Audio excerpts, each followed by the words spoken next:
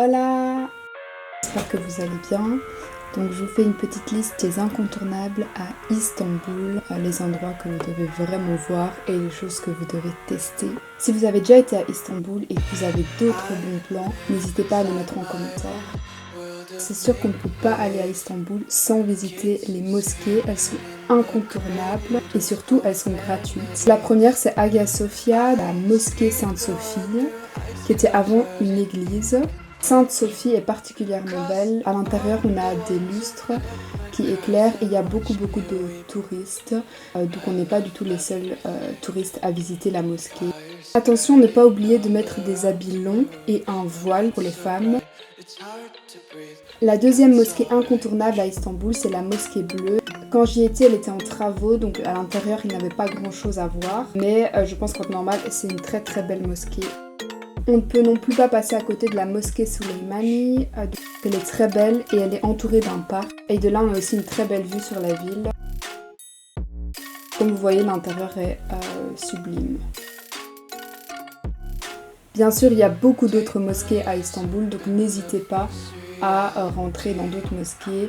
En général, on a deux parties, donc une partie pour les touristes qui sont simplement de passage et une autre partie pour les personnes qui viennent prier dans la mosquée. Le quatrième incontournable à Istanbul, c'est la tour de Galata. C'est une tour qui date du Moyen-Âge et qui faisait partie d'une muraille. Aujourd'hui, il ne reste que la tour. Il y a 9 étages. Je vais pas vous mentir, à l'intérieur, il n'y a pas grand chose à voir, à part une maquette de la ville. Mais ce qui est intéressant, c'est surtout la vue panoramique qu'on a du sommet. On a une vue superbe sur les mosquées, le Bosphore, les îles. Le meilleur moment, je pense que c'est le coucher de soleil.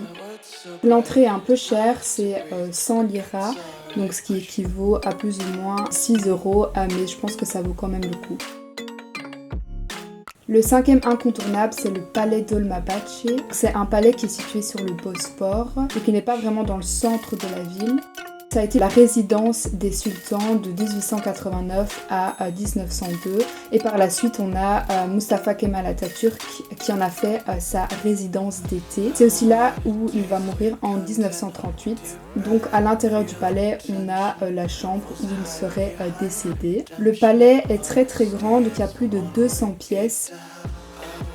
Le palais en lui-même est magnifique. Malheureusement on ne peut pas prendre de photos ni filmer à l'intérieur. Donc j'ai pris quelques photos discrètement. L'entrée est relativement chère, donc c'est 120 liras pour l'entrée simple du palais.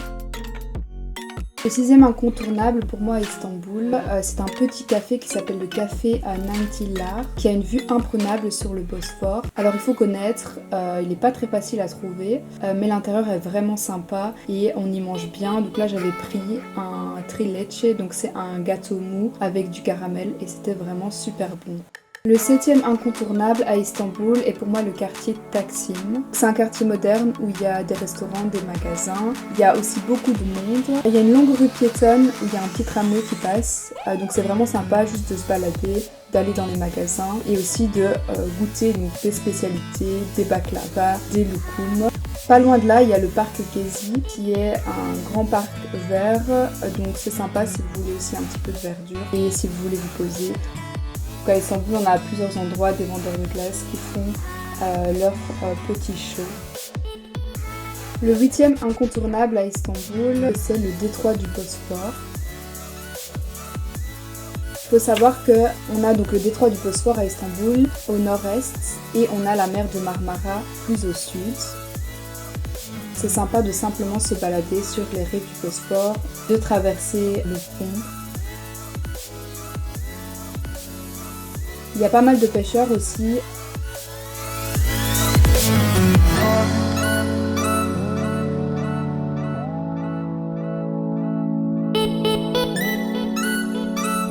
On ne peut pas passer à côté des chats lorsqu'on se balade à Istanbul. Ils sont partout, c'est vraiment la ville des chats. J'essaie de chercher pourquoi il y en avait autant. Une des explications serait que la ville est une ville portuaire. Depuis des centaines d'années, les bateaux arrivent dans la ville. Ils ont parfois des chats à bord et les chats errent dans la ville et ne repartent pas toujours avec les bateaux. Une des raisons pour lesquelles il y en a autant aussi, je pense que c'est parce qu'ils sont très bien considérés dans l'islam. Donc ils sont vus comme des animaux qui sont propres et qui sont autorisés par exemple dans les maisons. Et donc on les laisse simplement se balader dans les rues, près des mosquées, etc. Mais donc c'est assez sympa et c'est mignon si vous aimez les chats. Le 10e incontournable dans la ville, c'est le ferry. On peut prendre des ferries, donc ils sont des bateaux qui vont se déplacer d'une rive à l'autre.